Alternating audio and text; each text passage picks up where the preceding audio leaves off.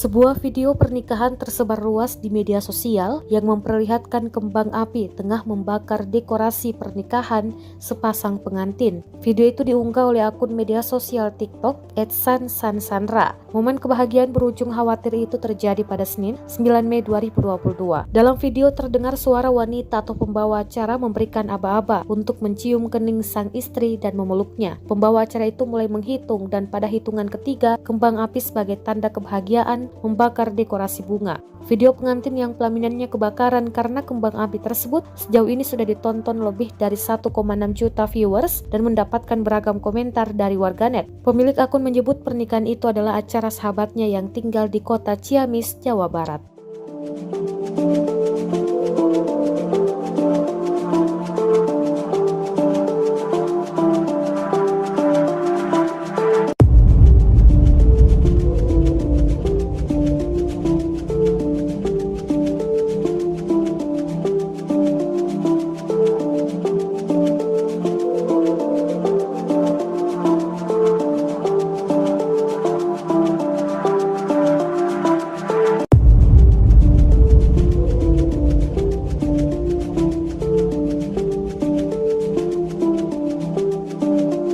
Terima kasih sudah nonton. Jangan lupa like, subscribe, dan share ya.